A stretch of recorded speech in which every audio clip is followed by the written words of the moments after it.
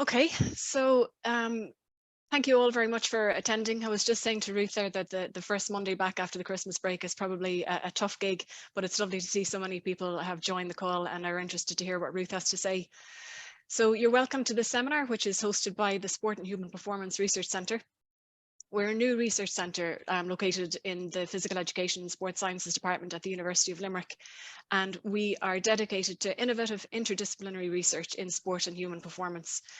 We have a couple of aims over the early stages of the research cluster, which look to inform national and international best practice through the creation of national and international networks, and to achieve global recognition for the quality of our sports research outputs and our graduates.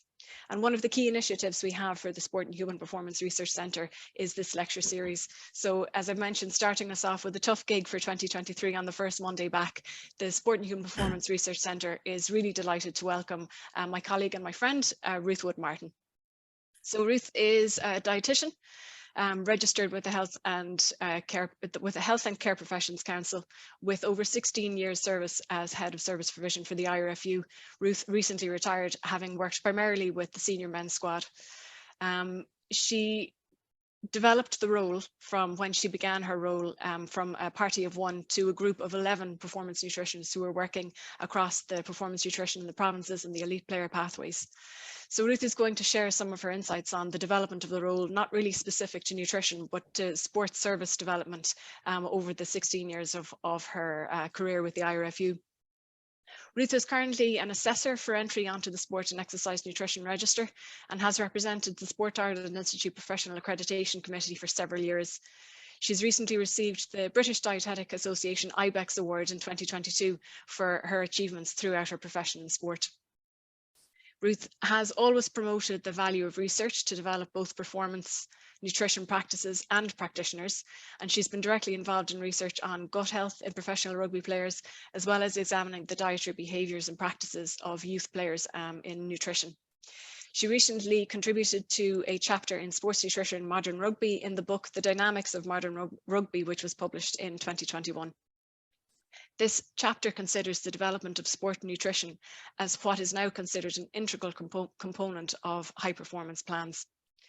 So as I've mentioned, our conversation today is not specific to nutrition, but aims to add to conversations on service development in sport.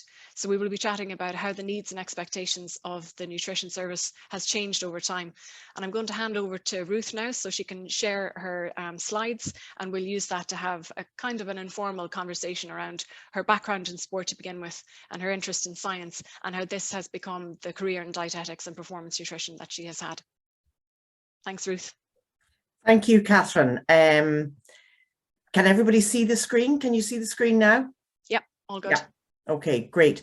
Look, thank you very much for asking me to do this. It forced me into probably reflecting on my time and my career in sport and before sport in clinical and community dietetics, which was my professional start, I suppose. So look, I'm more than happy to share my input, my insights, things I've learned, things that have still to be developed within nutrition.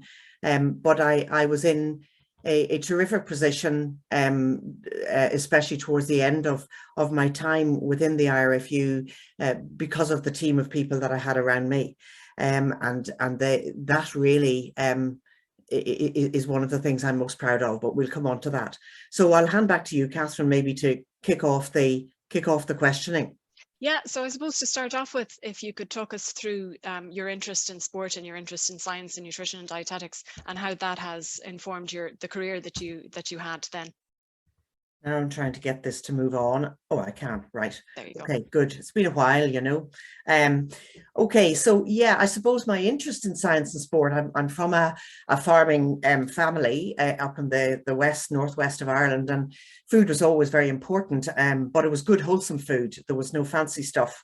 From a family of four, of a working farm, and being the third child under three, you just ate what you got, and was grateful for it. So that, I suppose, started my interest in food itself. And in terms of my studies in school, they were always very science focused. I certainly wasn't going down the arts route. So combining those things led me to dietetics. Now, back in the day, that was back in the late 70s, there was very little career guidance in those times. So it was really finding out for yourself what interested you, and certainly nutrition and food and science combined was where it led me.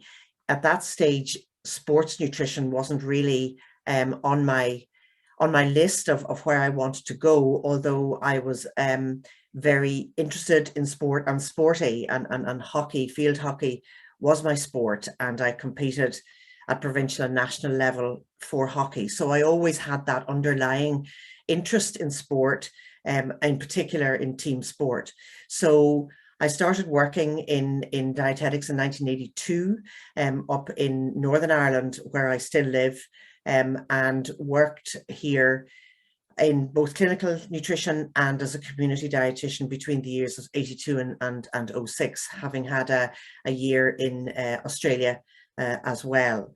So during that time then, I suppose things started to become a little bit more lively in the field of sports nutrition, even though, as we'll see as we go on, there were very little opportunities back then.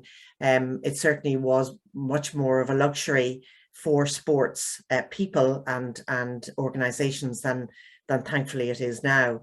But way back, I couldn't believe it was this long ago, but way back in 1994, really one of the very few postgraduate education that there was in sports nutrition within the UK was the British Dietetic Association's accreditation in sports nutrition. So I did that in 1994 and continued then to teach on that as that progressed until more established postgraduate academic education was available.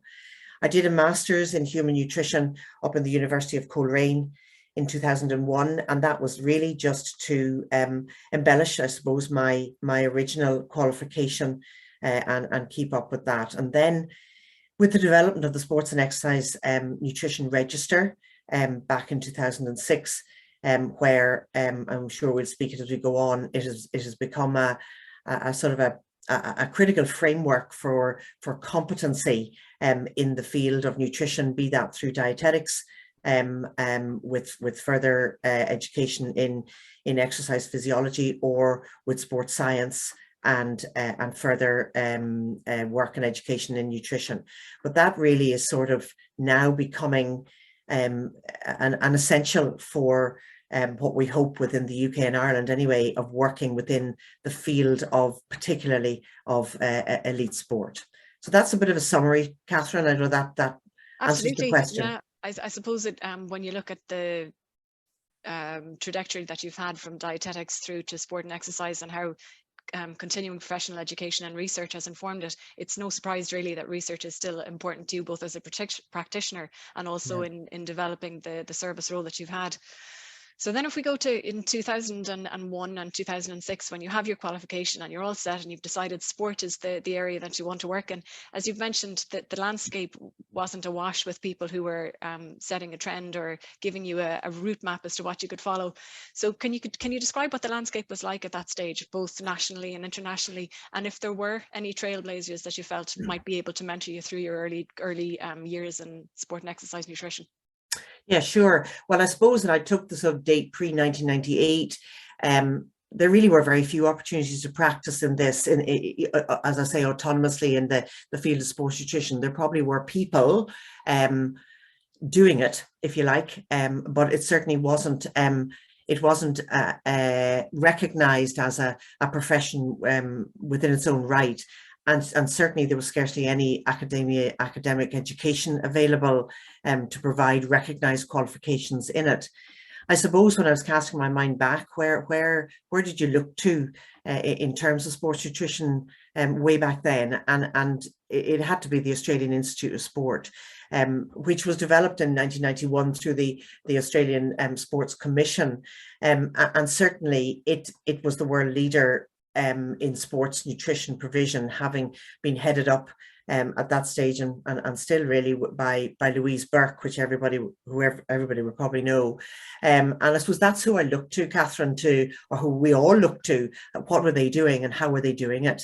That they had a team of people, and as I found out as I progressed, you just need people, and you need to surround yourself with good people in order to be able to to push forward with service provision. So then after the Sydney Olympics in 2000, where Great Britain in particular had very poor performance, they set up the UK Institute structure, and a lot, in fact, of the Australian professionals who were working for the Sydney Olympics came over to the UK and were working with the initial setup of the UK institutes. And this created opportunities for professionals to work in the high performance settings. And I just listed here the main ones: English Institute, Scottish Institute, Sports Wales, and the Institute in Northern Ireland. So those, I suppose, were the elite structures that were there. Nutrition was still really small in those, though. You know, that they certainly weren't established positions. Then postgraduate academic courses in sports and exercise nutrition became available, primarily in the UK at this side of the world, in the mid 2000s, either as PG Certs, diplomas, or masters. And more recently now, undergraduate courses are available in sports and exercise nutrition. And in Ireland to date, in terms of academic education specific to sports and exercise nutrition, there are three currently. The University of Ulster developed and these dates are maybe slightly, that's why I have 10, 11, because I'm not quite sure, around that time. In Galway, the ATU launched their masters in 18, and more recently Sligo has a masters which is specifically purely online in about 2020. Sports Ireland Institute, based in Abbottstown, started to contract nutrition services in 2010. And even though the last point here, where I say that many sports outside institute structures independently contract or employ performance nutritionists, I think it's important to say that I have referenced there all the, I suppose, institute structures. That's only one part or one element of where sports nutritionists can work. And so there are many others that do independently, generally contract them as opposed to employ them. But thankfully now, I suppose we've got to a situation where sports or performance nutrition is now recognized as a standalone discipline.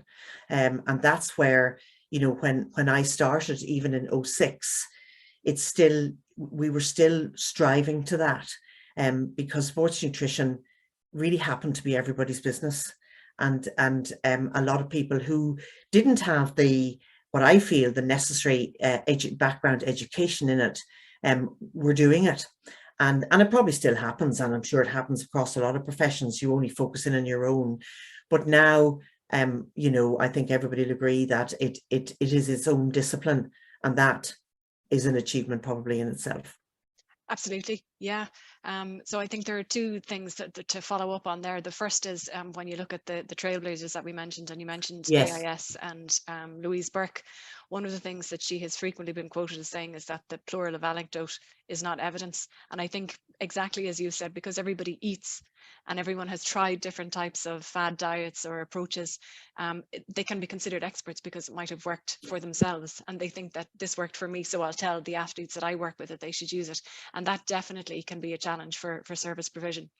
One of the NGBs that you didn't mention, or the organisations, of course, is the GAA. And I think with the number of courses now that are emerging related to sport and exercise nutrition, they have become one of the biggest employers on a contract basis. Yes. for those types of graduates.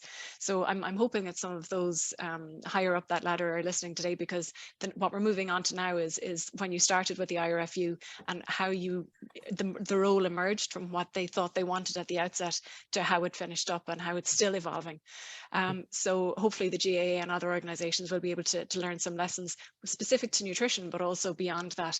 So can you move on now and tell us a little bit about when that job was advertised for the IRFU and what everybody thought was on the table and how that role changed over time, please? Sure. Well, back in 2006 is when I started in this the position of National Performance Nutritionist with the IRFU. And I've just taken 2 excerpts here out about what they thought they needed.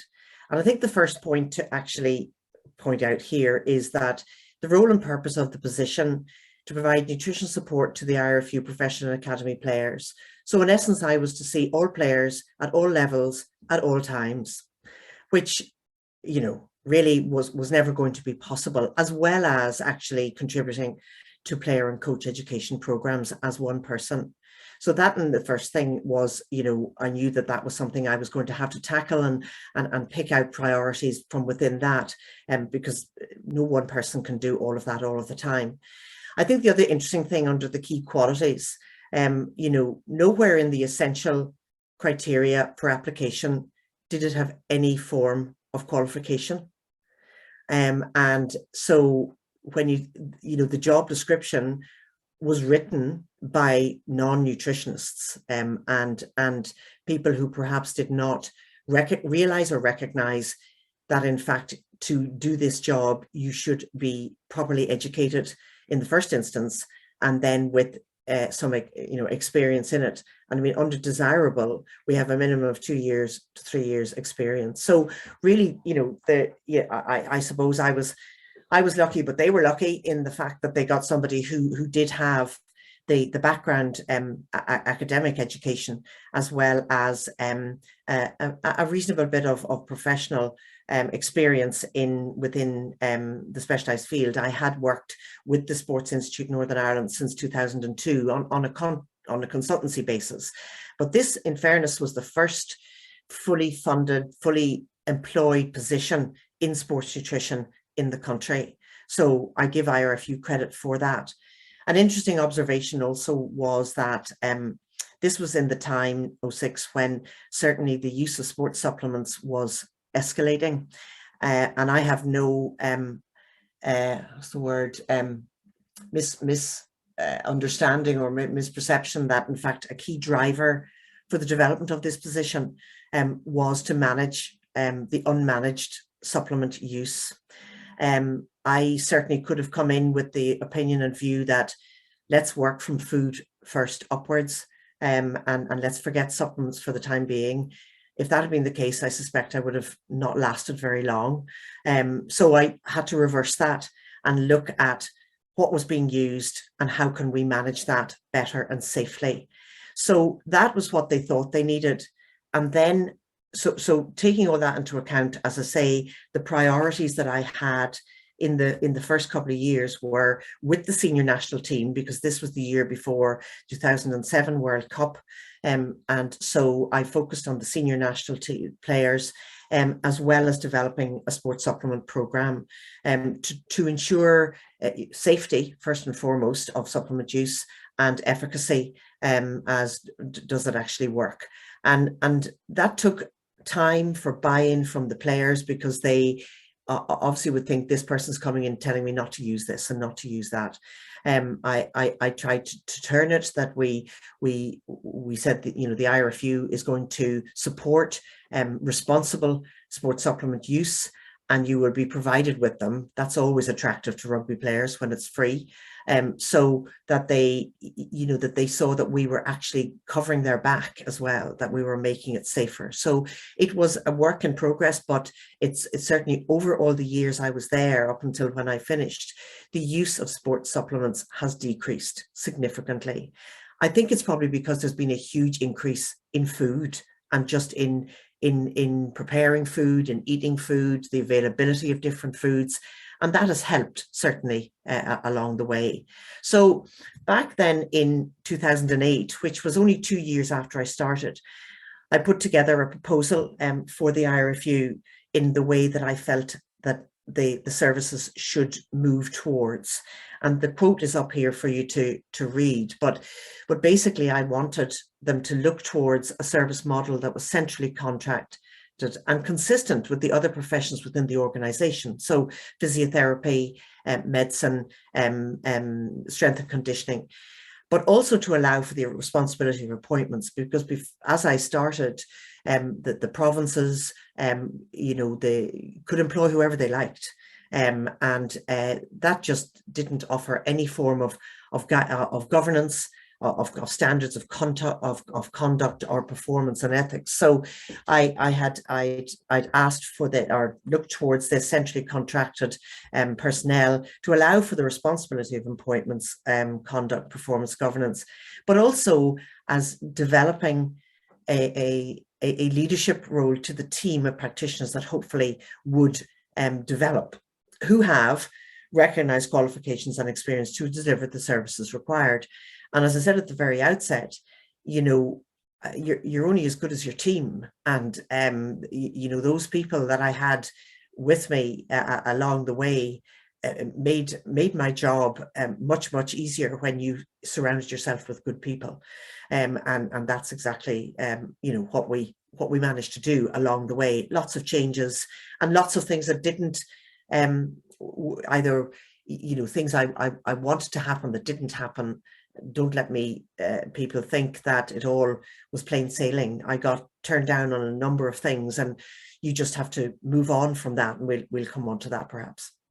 It's very interesting though that how the job description as it was, as you've outlined, is see everybody anywhere, anytime, for whatever needs that they have, with a specific emphasis on supplements, and probably the lack of experience in previously working with performance nutritionists, or the how young the discipline was, probably were the things that drove that job description, that people probably didn't know what they were looking for, or what they'd be looking for service provision. But it's really commendable that only 2 years in, as somebody who didn't have, you know, a large group behind them to say, yeah, you should do this, that you said, well, look, we can only do so much with an N of 1. How can we make it different? And that you had then the capacity to put together this service model that then did inform the next 10 years of the career that you had within the IRFU. Sure, and I think, I think in putting this, this was one of the key recommendations of that proposal. You know, I mean, there were, along the way, this was presented to board, to committees, etc. You know, I mean, there were eyes raised. You know, I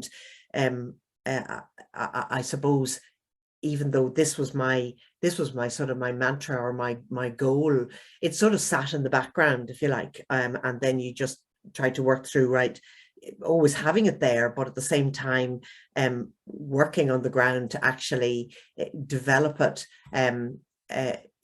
you know, by circumstance, in some cases by sheer luck, by opportunities. You know, it has worked. That when I saw this again, now there's still some way to go. Not everybody's centrally contracted, but we certainly, the IRFU has responsibility for appointments and the standards of government of conduct, performance and governance, and it's the responsibility of the leader of the team to oversee those. So they're a fair way there.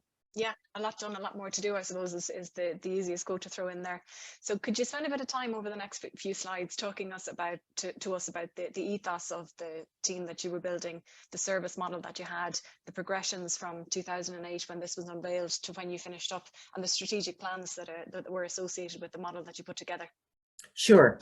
So I suppose, how was this developed? And when I sat back to think about this, yeah, I thought, well, how was it developed? And I suppose really, and this schematic, simple model was what I used at almost every turn. It was something that I created in my mind when I was driving somewhere. You know, these things come to you at strange times. And I suppose that the focus was that everything we did and everything that I wanted to be done needed to be related to performance. I will come on to the importance of health and resilience, but I suppose, you know, given my previous experience and working in the health service, where negotiation and respect for professional boundaries was hugely important, I felt we, as a team, in developing the team, we needed to talk in a language that our decision makers and our stakeholders understood. And those primarily would have been obviously coaches and key funders of the services. So this seemed to work in the fact that they actually got it. It was simple enough to to realize that the three key areas for nutrition's contribution to performance fall into health and resilience, performance and rehab. But probably for coaches, more importantly, what impact does that have on an athlete in terms of their ability to train and ability to perform? And certainly the health and resilience one, and even probably so much more so now since during and post-COVID, where if we can contribute to there being less time lost to injury and illness, well, that rings a bell with any coach. Equally with performance, if we in nutrition are smart in the timing and the composition of what is eaten or drunk before, during and after training, then we can optimize the physical adaptations that will happen without proper nutrition support, but we will optimize them if they are properly fueled and refueled. And then rehabilitation, and certainly within rugby, it's as in every sport, and anybody listening in their sport will know it plays a huge part of any athlete's life, unfortunately, and in rugby for sure. So if I'm saying to a coach, well, actually, by what we're doing nutritionally, if we can contribute to accelerate their return to play, is that of interest to you? And invariably it always is. So I suppose at the core, we try to work on these key principles and related all our work to those, be they in health and resilience, performance or rehab. And what could we do to add value to that program? If you don't add value in any program, that you have to question your reason for being there. So getting buy-in from the decision makers and coaches in particular in my work was huge in terms of them understanding and believing that it could add value, and also taking the risk that, as I did in many of the positions that were created, to say that we will review this position, and if you do not think it is adding value, well, we'll have to change tack. So having, I suppose, confidence in your convictions in terms of the value. We know it adds value as nutritionists, but not everybody shares our same passion, and therefore we have to prove that we can add value to it. So under the performance outcomes, by understanding what it takes to win, the nutrition interventions are matched to the determinants of performance. So again, that sort of rang true with these stakeholders. I think if you just flick back for 1 second to your schematic, that isn't something that you found online or that you made up, you found in a book. That's yours. And I think that really identifies and represents very clearly how the crossover from healthcare, whereby it's patient-centered approaches, to interventions, but also your background in sport, whereby you were able to identify, well, what will motivate a player and what will motivate a coach. So do you think in that context that your background in sport and the level that you played hockey at, but also your background in healthcare, have informed the way that this policy has been derived? Yeah, and I certainly taking healthcare first of all, and I think now as we'll go on, staying well, keeping athletes well is becoming a bigger and bigger focus. And I think nutrition has a huge role in that. Potentially, often people in sport think nutrition is there to fuel performance and only that. Nutrition affects the brain, the gut, tendons, ligaments, not just muscles. So it's got a bigger picture role than just purely fueling the athlete to do the job that they're in professional sport employed to do. And I think, having worked for over 20 years in clinical and community dietetics, that formed a terrific baseline for the understanding of whole body nutrition rather than just sports nutrition. And yes, my interest in sport, and having played sport from a youngster up through that, I've always had a passion about sport, and in particular team sport, and therefore could relate perhaps the mindset where you're dealing with athletes where their ultimate goal is, I want to compete, I need to compete. So telling me I can't, or telling me, you've got to give me the right answer here. That's not the right answer. And sometimes the information we wanted to share wasn't the answer that they wanted to hear. And so you had to modify it, put a bit of spin on it, play the game in order to get their buy-in. I mean, I have memories of the first captain I had in rugby, and he said to me, I'm just not prepared to make any change here. So rather than say, well, you know, and as perhaps a young, inexperienced graduate would have done, well, you need to do this, you need to do that. And I just said, well, you need to know that I know that, but I'm here to tweak a few things for you that might make a big difference, but it's up to you. So I think it is having the experience and the confidence to actually be like that, and knowing that you're not going to win every battle anyway. So it's having that. So hopefully that maybe has covered that one. Sure. Yeah. So from this platform then of the player is the most important person at the center of all of the interventions, talk us through then how it progressed. So from when you became the head of the service through to what happened then. Slow and steady, as the title is here. And I suppose I just tried to plot the time scales of when things came about. So I came into the role in 06, as I say, and I mean, I didn't become head of nutrition, or didn't formally become head of nutrition until 16, 17. Obviously I was leading and supporting, hopefully, the positions that came about. The first one being in 2013, where we got part-time position in age grade rugby, and it was always my goal, because I did this in clinical work, where I thought, get them in part-time, get them in first of all, and then we'll work it up to be needing more than that. Create the need, I suppose in every walk of work and life, often people, you don't know what you don't know, so you don't know what you're missing if you don't have it. So get it in and then build it, but then say, well, we can't do that and we can't do that because we haven't time to do that, etc. So that became full-time then in 2016.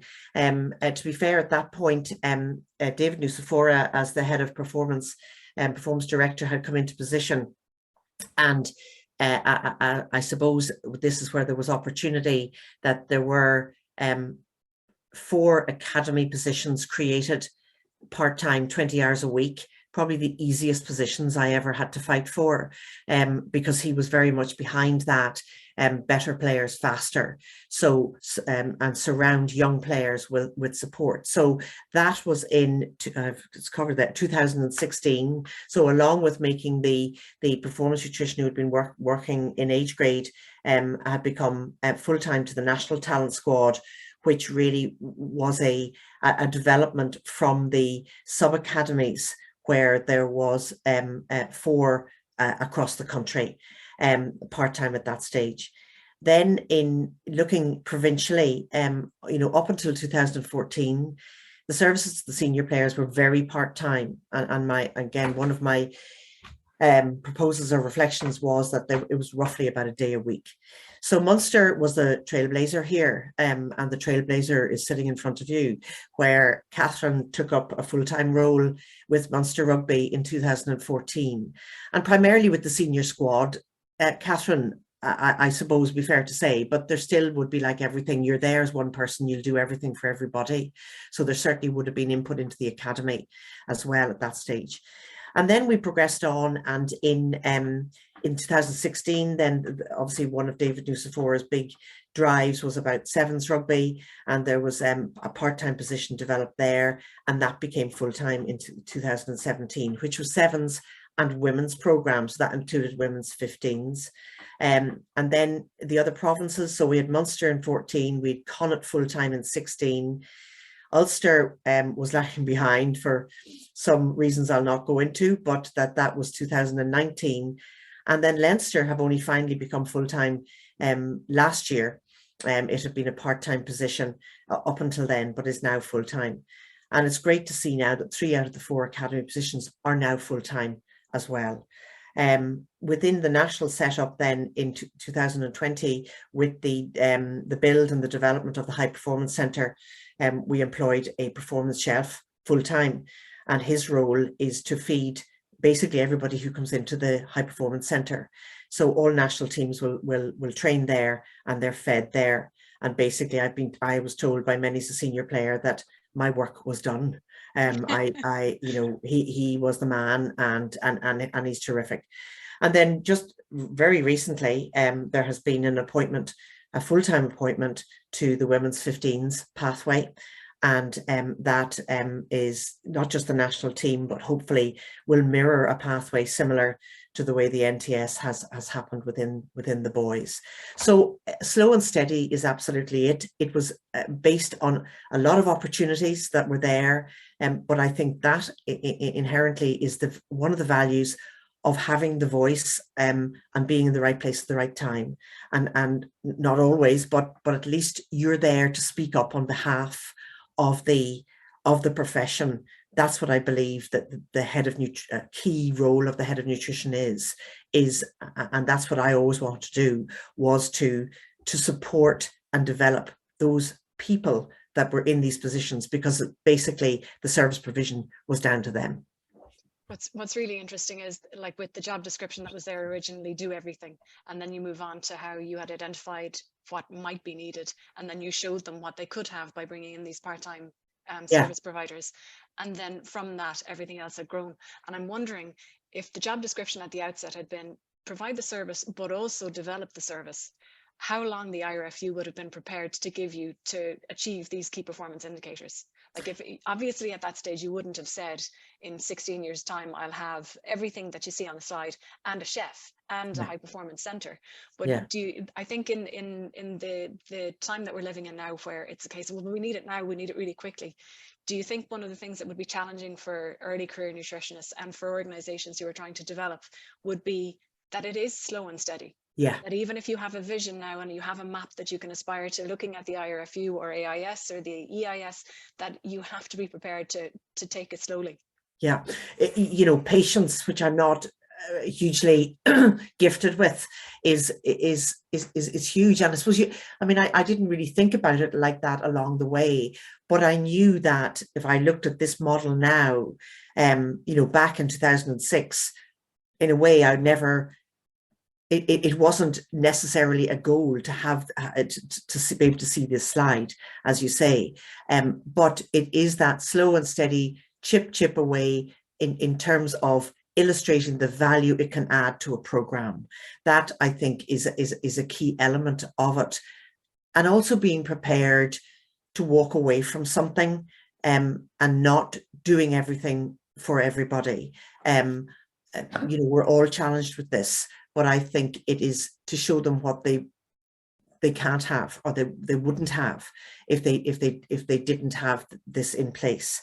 And look, some of these, the battles I've had along the way to get these in there, and it simply has been, and I used Ulster as an illustration, it was a no-no for so many years, and it was being done by others.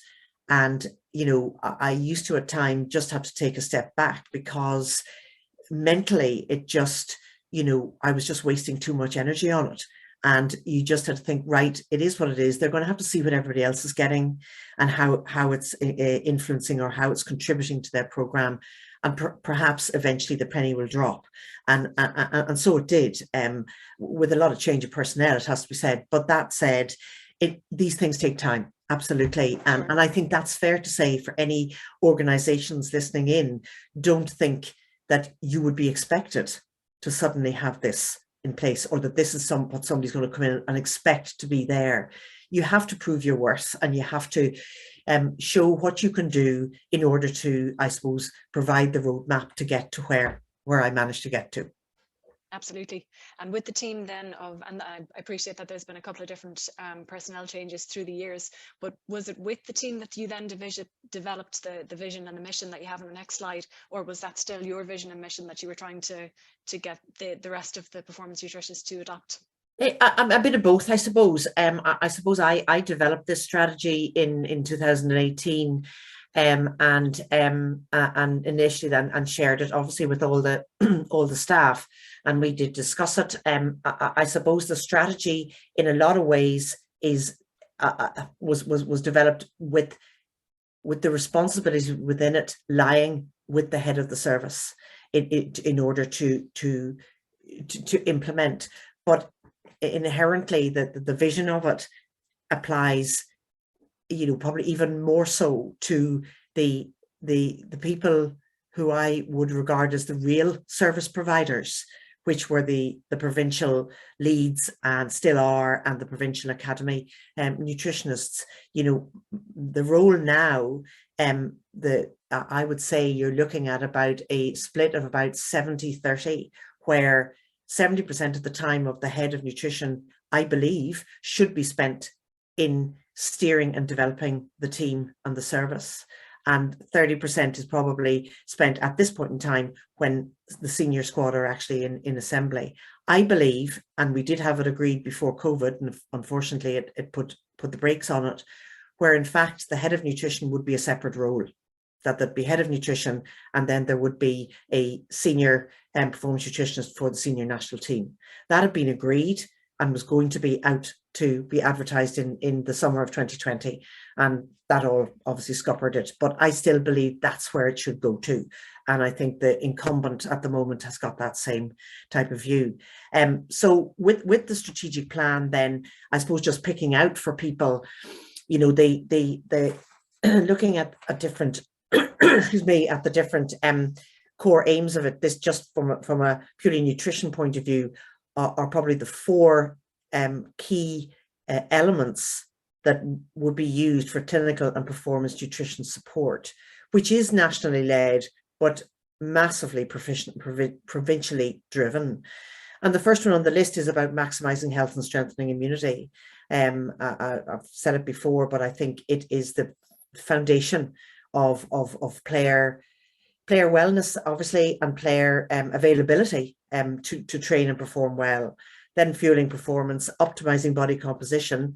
That's obviously a huge one, and one that you and I, Catherine, have had lots of conversations about, and others, and critically assess the value of that.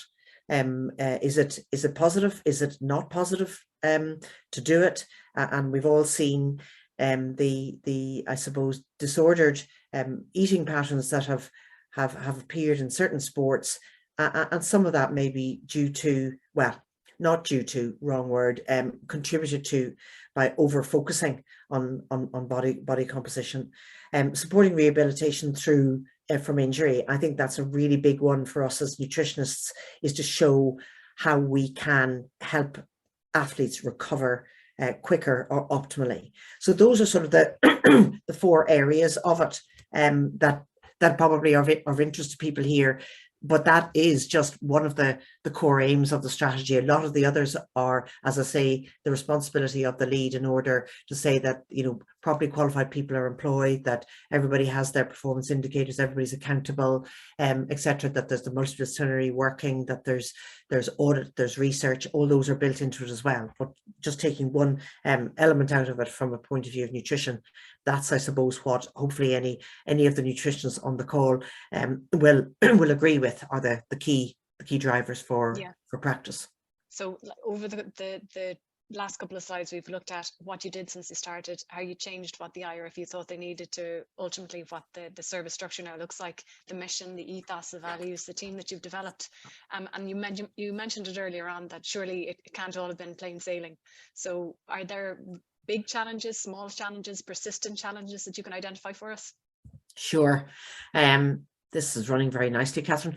I suppose, when I sat back to think about that, a key thing that could be a challenge, or I suppose I think it'd be interesting what others think in the area of nutrition, but it's actually to make sure that people who are making the decisions understand what we do to add value to the program. And one of the key things here is that it's not just about food provision. Many people still, in my last couple of years within the organization, thought the main focus was making sure that the lunch got out on time.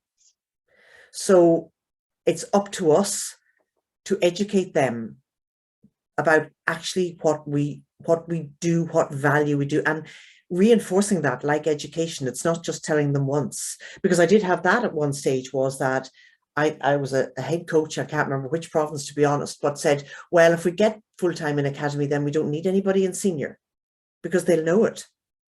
And I said, well, education doesn't really work like that. You know, that's like saying, well, let's have a strength and conditioning program.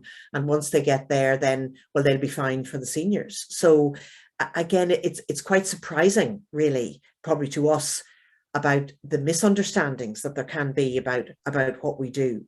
And the fact that we're so involved in planning, preparing, advising on food and fluid, fine. But there's so many other strategies to promoting performance, and the fact that nutrition affects so many, all organs, but in particularly the gut. And, you know, as we've seen over the years, gut health, again, is huge, and the work we did in it, you know, and recent work last year with Leeds Beckett, where we were looking at whether contact sport actually sort of increases gut sensitivity, and the gut is huge, I believe, bones and ligaments and tendons and all that, and there's lots of research coming out in that. So I think it's up to us, though, it's up to us to actually educate them to understand. I think measuring performance outcomes is something we've talked about, Catherine, but you know, nutrition is sometimes a bit, would I call it nebulous, or would I call it untangible? And, you know, where there's scores on the doors in other professions, perhaps it's easier to show progress and positive outcomes. Nevertheless, we have to do it, and we need to do it. We need to find a way where we can show that nutrition has contributed to be it a positive or indeed a negative performance outcome. And a negative performance outcome obviously could be, you know, fatigue, poor recovery. You know, it's hard to pin it on it, but we've got to find a way to do that. And I suppose reminding yourself that you will not win every battle, and choose the ones that are worth fighting, because there's many I didn't win, for sure. And you know, at times I remember going up the stairs in the IRFU offices one day with I think a box of bars or something, and somebody coming down the stairs just said, oh, I thought we banned those. And I thought, you know, 2 steps forwards, 1 step back. So that is the case. And there, as you mentioned before, patience. You know, and I think inherently you don't realize that it's forced on you. You know, things are not going to happen, so you just have to suck it up and get on with that. But it probably is, you maybe have an easier life if you actually embrace that you need to be patient, as opposed to being impatient with that. So yeah, so those would be my main challenges, I suppose, Catherine, on reflection. So picking your battles and not expecting Rome to be built in a day, it's probably valuable lessons across everything nutrition and unrelated. So your next slide is probably one of my favorites, and I'm sure our audience will be happy to hear some of your career highlights. So on this one, Ruth has identified the captains, the coaches, the campaigns that she's worked through. So Ruth, can you talk us through it? And if you could identify some of the highlights that you have? Yeah, 167 caps, that, and in fairness, the picture in the middle there was what my parting presentation by the current captain on my signed shirt with my cap number on it, because obviously they all have their cap number on it. So yeah, I mean, when I went back through the matches, if you like, you know, we had 16 Six Nations, 8 summer tours, 4 World Cups, and I suppose the World Cup, the next World Cup this year, was the deciding factor, where I thought, I don't want to do another one. I you know, and that was one of the drivers for me, that I thought I need to hang it up here, and I just want to get excited about something else. So those were the 4 World Cups that were all very different and great experiences. In terms, I'll come on to maybe highlights a bit later, but you know, in terms of success, of course, it's a highlight to be part of something as successful as a Grand Slam. And I was lucky enough to be part of 2, and 2 championships and 5 Triple Crowns. And thankfully, in 2022, my last Six Nations campaign, they managed to do that, perhaps driven by the head coach saying in the changing room before they went out, "Don't F this up for Ruth now." So whether that had any impact or not, I doubt it. But anyway, it was great to be able to have that. Yeah, and then the coaches I worked under, which were all very different. And, you know, I didn't have a direct line of accountability into them because it was a central position. You know, Eddie O'Sullivan, Declan, Joe, and now Andy, all very different characters. And you have to learn to work with them and work out how they tick, what they need to know, what they don't need to know. Some are much more detailed focused. Some wanted to know more than others. And you worked with that. But in essence, you use them as an ally, and every one of them was in very different ways. And then the captains that I've had, Brian was the first one, and Paul and Rory, I suppose, for a good chunk, and Johnny since 19. So those are the scores on the doors. And then no, hold on now, what have I got? What am I looking for? I'm looking for highlights, aren't I? So yeah, I think this one. That's yeah. I changed it around. Yeah. So I mean, highlights, you know, the bottom one there being part of success, of course, is rewarding. But as everybody on the call knows, sports has got some great highs and some real lows as well. So you have to learn to live with that. But if I really was to put top on my list, is having developed a team of performance nutritionists that can make and continue to make a performance difference. That to me is what I'm proudest of. And then being in a position to influence the decision making when it comes to how they're provided. Over the years, you know, there was many's a meeting, many's a yeah, I suppose situation where I just wasn't involved, and I'd find out about it later. And that to me is you need to be at the table. You need to be there to contribute to those things, and it's not everything that nutrition is going to play a role in, and I think you need to be smart about that, you know. And I might think I really want to provide services to the Kinsale under sevens. Well, if there's no money going in there, we'll forget it, you know. Don't be smart about what you pick of what you can contribute to. And being part of success, as I say, has been. So the top picture there was the only one that I could find of a number of the staff. Before I left, we went for a very appropriate outing to the Guinness Storehouse to make sure, obviously, the nutrition quality of Guinness was up to standard, and some food there. So that was it. And there was others that joined us after we did the tour. So that was terrific. And that, you know, that is what I miss the most, is the people.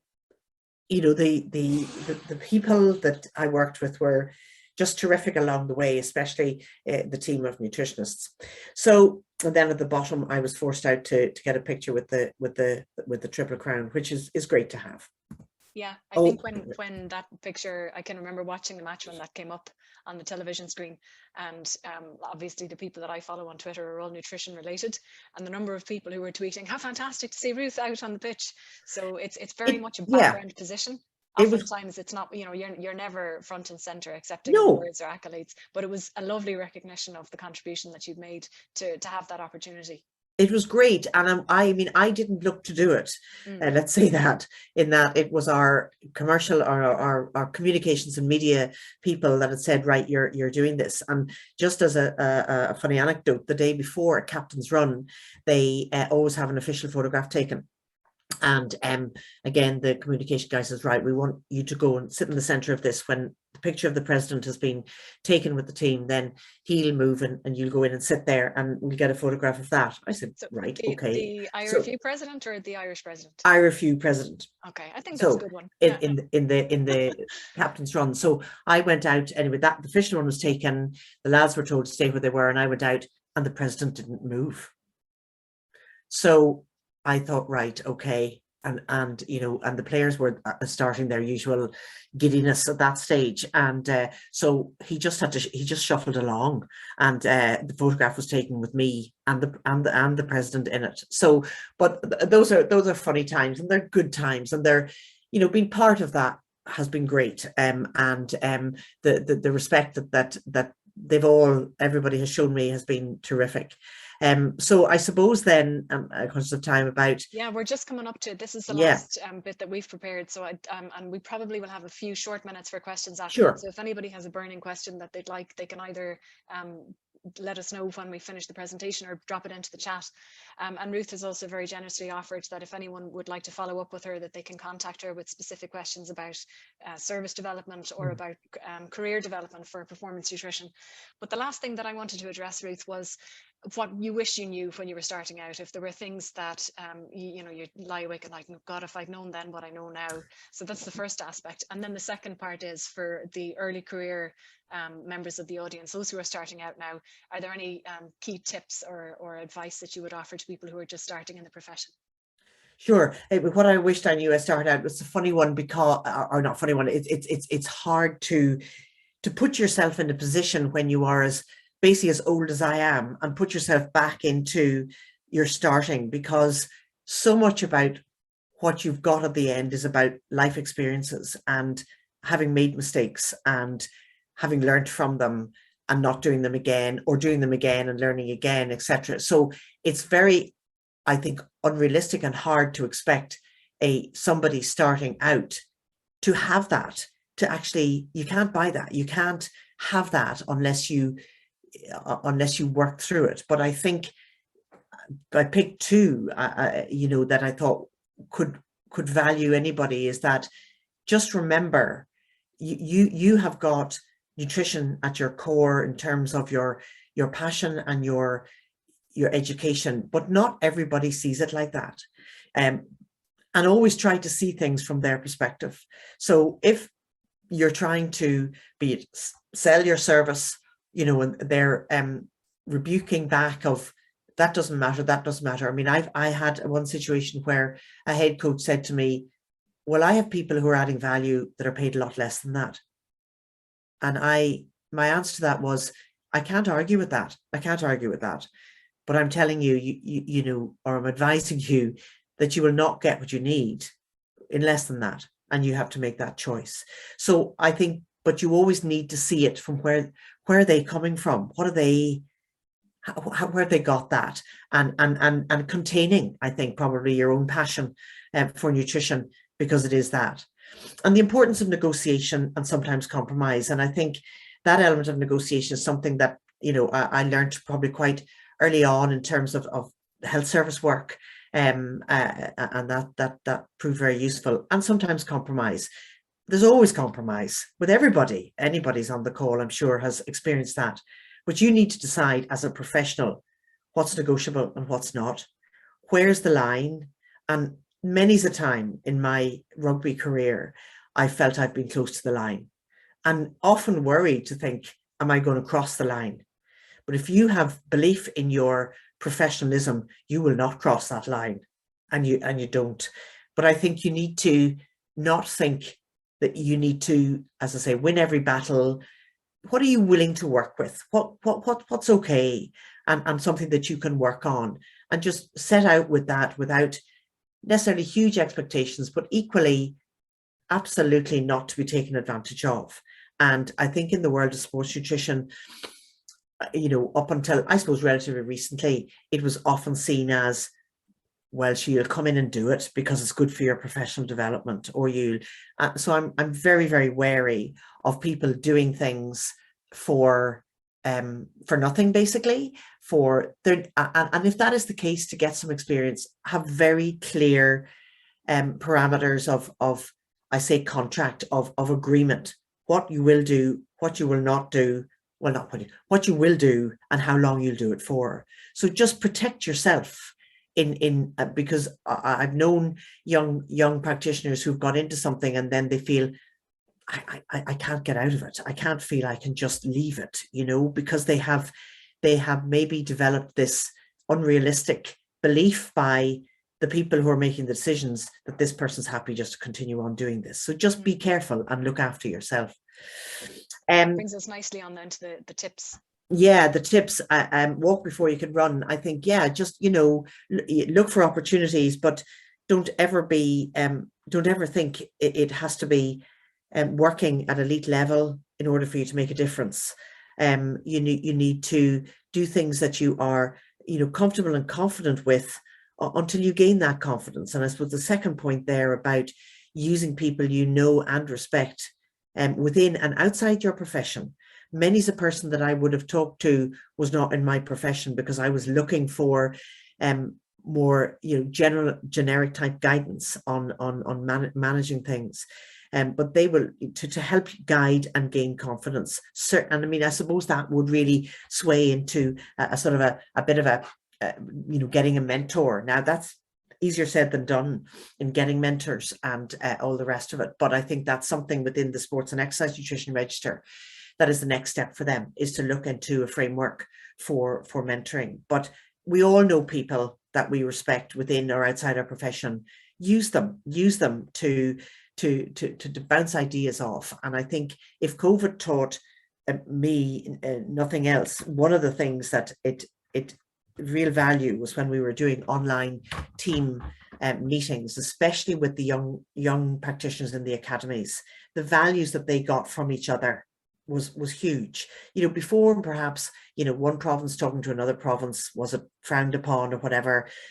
I never subscribed to that, but I had to work with it because there were times where me coming in from the IRFU wouldn't be told things. And I mean, there's still a degree of that, but within the nutrition department, we shared so much, especially in that time. I think that's really valuable.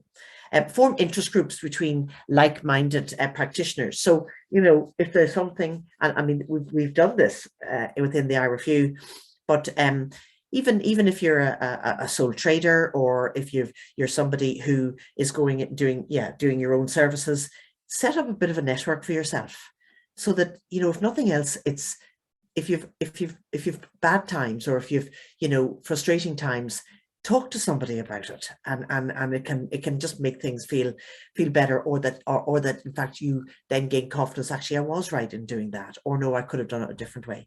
And I suppose nicely falls into from an academic point of view is that just continue to learn. And learn in lots of different ways. It's not all about academia. It's not all about attending conferences. Learn from others. Go and see what other people do and how they do it. CPD is such a broad spectrum of things, and for me, it is not just, as I say, going to conferences. In fact, I think practical hands-on CPD is probably can be as valuable as that. So those would be my key things, Catherine, as the main tips. That's fantastic, Ruth. And having listened now for the last hour to what you've managed to achieve during your time with the IRFU is really inspiring. And I really do hope that the audience who were attending today weren't looking for specifics on grams of protein that you should consume in certain times, because that information is there.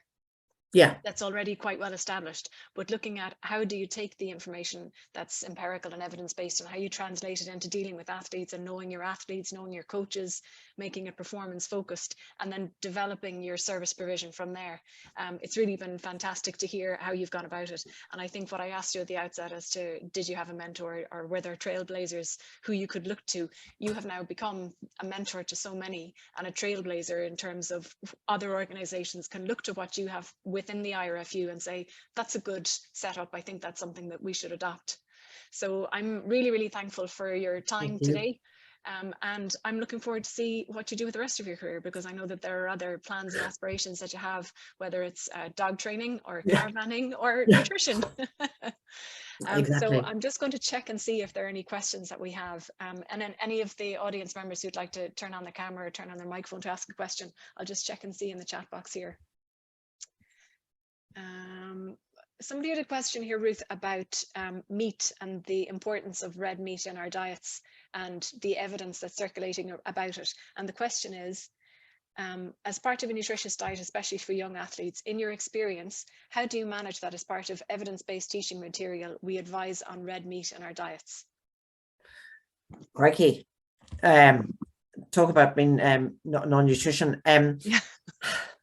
Yeah, I mean, I suppose I go back to the fundamentals of the, what's the what's valuable about including meat in anybody's diet? I mean, it's a key protein provider, it's a key iron provider, I suppose, is one of its significant nutrients. That's not to say that people, as we know, between vegetarians and vegans, can't live happily without it. You know, I'm probably not in the best position clinically to advise on that, but if I had to, I would be a keen advocate of inclusion of red meat in a non-vegetarian choice diet. I think it's got so many nutritional value as opposed to the any risks that I can think of including it. That's not to say that it is completely meat dominated. It needs to be you know, wide and varied. You know, protein and fat is what you'll get from meat. You need all the other things, your carbs, your vitamins, your minerals, that meat doesn't have to make it a, I hate the word balance, but to make it an adequate and sufficient diet in order to provide all the nutrients we need. I think that the question, it's kind of, Brenda, you've just switched on your camera there. If I try and paraphrase, I think it's, is there evidence to support the moderation of it, or how much you should be consuming? Does that answer the question that you had? Yes, and thank you very much, Ruth. I feel a bit of an imposter here, because when I seen this talk going out, I was like, absolutely amazing, obviously in the career and that in rugby. I think it was more just, there's so much misinformation out there, Ruth, as you well know, around. And again, this probably is more related and more specific generally to diet and that. But I suppose in my career as nursing, and everyone's talking about meat, and is it good for you, is it bad for you, how much, how little, even in sport. And I suppose just in your career, how do you manage that? You know, and you rightly answered it there. It's about that evidence-based clinical information, which is absolutely, you know, vital as well. So thank you for that. Yeah, well, I think Breda, I think, you know, the debate about I suppose the value of meat, etc., goes back years, you know, and I suppose from time to time things go into the spotlight again. You know, how much, you can well imagine with a team of rugby players, how much was tricky it was to actually control the amount of meat that they were eating. And I do believe they probably ate more than they needed, for sure. But you got to look at the downside. What's the downside? And it's different maybe in athletes. It's a very different dynamic than a non-athlete situation. But I mean, I'd be an advocate of including meat. As I say, if it's the choice of not eating meat, well, that's a different thing from a vegetarian point of view. That, you know, and absolutely respect that. But I mean, I would be looking to include your meat at least 3 or 4 times a week, and that you then have your other good protein sources like your oily fish, like your poultry in around, again, all contributing into variation, so that it's not steak every night, because it's, number one, it's the same thing every night, and number two, it's red meat every night. So I do wonder whether, and I can't reference any recent evidence of the further, or be it perils of including red meat in a diet. I don't know whether, Catherine, there's anything from your mind that falls into. I think perhaps I'm jumping the gun, but Breda, maybe the prompt came from questions around the risks of cancer with high red meat consumption, or also the sustainable diets movement. But what I will do is, because I'm very conscious of time, I know that you're based in UL, so if you want to send me any specific questions that you have, or my colleagues in the dietetic department, we'd be more than happy to follow up on it. And we are exactly 10 minutes over time, which, Ruth, I predicted, because every time that we have a discussion on anything, we tend to talk for longer than we planned to. But I would like to again thank you very much for your time and offering your reflections on your career in sport. And I hope that our audience, in fact, I'm sure that our audience will have some nuggets that they can take with them to apply to nutrition or to other disciplines. So there's plenty of messages in the chat box that are all thank you very much, and a career well spent. So thank you again for your time. And in due course, the Sport and Youth Performance Research Centre will be circulating information on the next events. So thank you all for attending today, and we look forward to seeing you at future seminars. Thank you very much. Thanks a million.